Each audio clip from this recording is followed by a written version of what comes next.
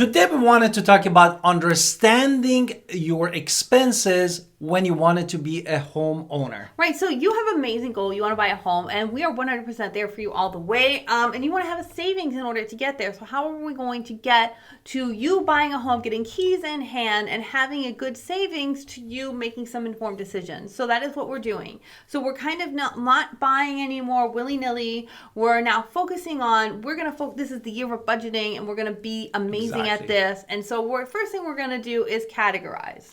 Exactly. Therefore, categorizing your expenses is really tremendously helping you, and you can categorize it in the fixed and variable expenses and discretionary, 3 categories. But before we dive into more detail, let's do our introduction. Let's hit it. Hi, I'm Victoria. Welcome to our channel and podcast. And if this is your first time in our podcast and YouTube channel, make sure you subscribe and get notified. Also, you call text all the time, 252-327-3357. We love talking to you. Don't be shy. Also, grab our buyer's guide and seller's guide in the description below. Now, after that, we talk about this category of the expenses. The first one we said is fixed expenses. And what is that? And fixed expenses is the regular expenses that you are paying, like a mortgage, rent, utility, or insurance. Right. These are fixed costs that cannot be changed, and you have to pay them. Car payment's probably there too. A variable expense. Now, this is where credit cards kind of come into play, because this is where we're spending month to month. It could be just on our groceries. It could also be entertainment. It could be the clothes that we're wearing. So there's variations in what we put on our credit card, but this is our credit card information, so it's in a variable state because it's different month to month.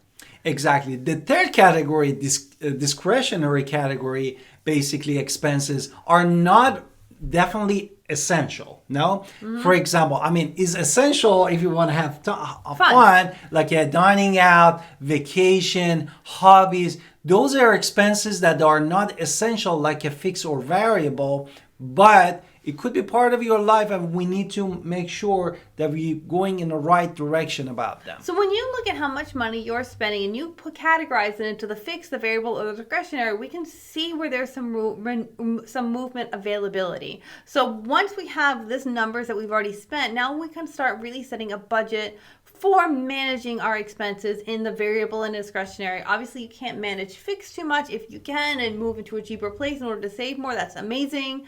But we want to make sure we have allocations for the fixed cost, savings account, variable, and discretionary.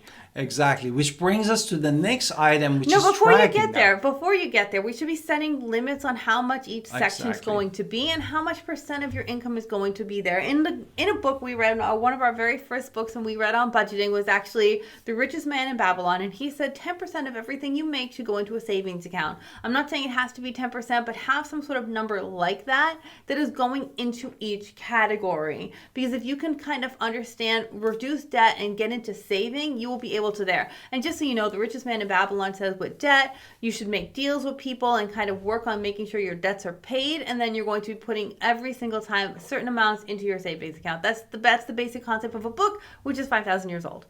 Exactly. Which brings us to the next one, which is tracking. Therefore, there are apps, as my wife said, you can put the limit budget for this fixed, variable, and discretionary. And really, it gives you the track inside every time. And this setting of a spending limit is going to help you in the different category to always be on the top of your expenses. Right. So I love the little pie charts that I can get from these apps. Now, the other thing, of course, is going to be reducing anything that's unnecessary. So if you can pay off a debt, either maybe the snowball method, the avalanche method, it's always best to get rid of debt. That way you can save more money. So definitely try to reduce debt whenever possible, but also look at your everyday expenses. If you love to eat steak, do we really need, if you're saving for a home, can you really afford that fancy steak every single day for dinner? Maybe we need to kind of cut that back to like a hamburger or whatever else that you want to eat that might be a little cheaper than that fancy steak. So you want to kind of look at what you're eating. I'm not telling you to eat unhealthy. I'm really not. I'm not telling you have to eat like bread and all of that, but I'm telling you we can cut expenses everywhere we can. Exactly. So just be mindful. Even entertainment. Some people that have cable, then they have like an Amazon Prime, Netflix, Hulu, you name it, Disney Plus, And if you're looking at your bank account every time, you see that, for example, at the end of the month, every time $50 to $100 just goes to these the apps. Right, so pay attention to what you're spending on those apps, definitely, because you want to reduce and keep your numbers thing. Even if it's this month, we're only going to buy Netflix, maybe in 2 months, you're going to buy all HBO and binge on everything HBO, and then you're going to cut that. I know I called it HBO and it's Max, but whatever. You're going to, budget your accounts and budget what you're going to do in order to save money. Example. Therefore, what you wanted to talk about the example? Really, I think I talked about it. Meal planning, buying in bulk, Exactly. couponing if you need to. The quality, you can actually, if you go reduce your spending outside, eat out less, Exactly. you can reduce your grocery bill a lot. So always just try to understand what is going on. Focus on eating healthy as much as possible because you want to be strong and healthy, but you want to make sure that you're getting good things too. But you want to try to make sure that you are not overspending. And another thing that is super important, and we talk about it a little bit about the richest man in Babylon, is really the emergency fund and contingency planning, Right. Which basically building emergency fund is very crucial for any unexpected expenses, no? Absolutely. Can you a little bit elaborate on that? Things fall apart, things break, you need to the water heater breaks, you need to replace the water heater. That's an unexpected expense. Not that a renter might have that, but your car breaks down, so now you're like a medical emergency or car repair. So these things, you need to have some sort of setting aside of money that you can kind of handle these, which is not part of your savings for the home. Exactly. And hopefully it never happens to you. The next thing is investment in education and skills. Definitely here, we are here to educate you. Mm-hmm. That's why we are doing all these videos and podcasts, to really educate you and put everything, hours and hours of filming, researching for you, writing the transcript. It's not just about us, it's about you too. If you're talking about yourself, certifications, understanding courses, you can do a lot online to where it can help you get a better job in the future. So it's really trying to make sure that you're not only being financially stable, you're being financially prudent and going for the higher paid jobs while educating yourself. So that is really the key which here. Is helping you to have a better budget for being a homeowner. The next thing is tax planning.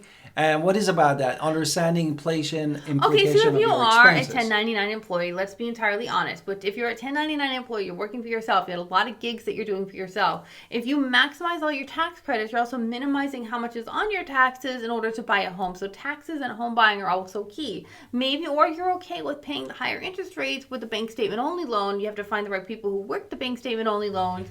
But you have to make sure that your taxes are where you want it to be. Of course, you want to maximize your deductions whenever possible. But if you want to buy a home, understand the implications of what you are doing with your taxes. And we're not CPAs in any way, but I can tell you that your taxes, if you want to use your tax pay, and you want to use if you want to basically get an FHA or conventional mortgage, they need to look at how much your tax papers are. So that is really something to pay attention to.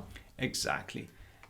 The next thing we wanted to talk about regular financial reviews, which is what? Checking all the time. So it's not just set it and forget it with finances. We want to make sure that we're staying proactively focused on our goals and making sure that you can refine your expenses and refine your approaches. So if you can find a better way to do things, then definitely do that. So by paying attention and not just everything is automatic, hands-off approach, because automatic can lead to ruin if you're not paying attention, because what if something goes awry and then you didn't even know? Exactly.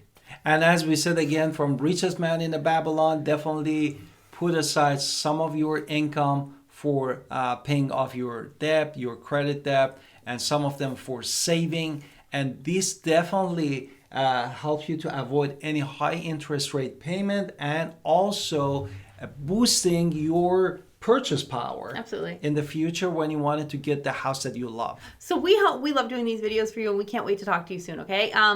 Go to AllieVictoria.com.